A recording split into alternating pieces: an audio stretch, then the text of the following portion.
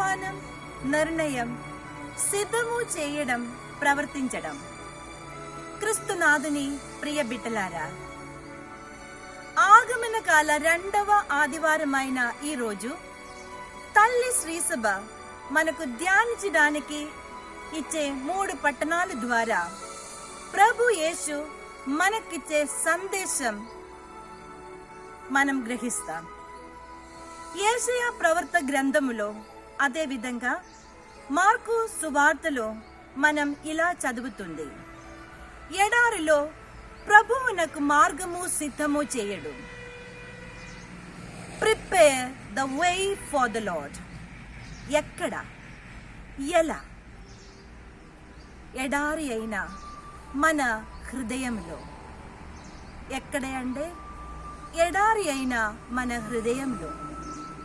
ఎలా అంటే హృదయ పరివర్తన కలిగి. ఎక్కడ, ఎలా?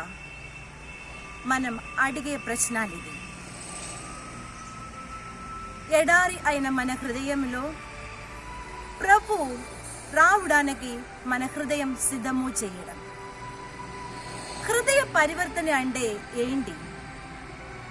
మనము ఇంతవరకు చేసినటువంటి తప్పిదాలను ఇక్క మీదట నేను చెయ్యనని కేవలం చెప్పడం మాత్రమే కాదు, నేను చెయ్యవలసిన మంచి కార్యాలు అన్ని కూడా చేస్తామని ఒక నిర్ణయం.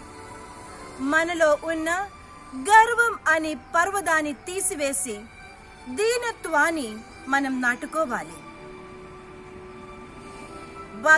బాపిస్త యోహాను గారి మాకిచ్చే ఈ ఆహ్వానాన్ని స్వీకరించి హృదయ పరివర్తన కలిగి ఉండామని ఒక నిర్ణయం తీసుకొని మన హృదయము, మనసు సిద్ధము చేసి మన జీవిత ప్రయాణానికి కొనసాగుతాం. అందరికీ హ్యాపీ క్రిస్మస్. Thank you.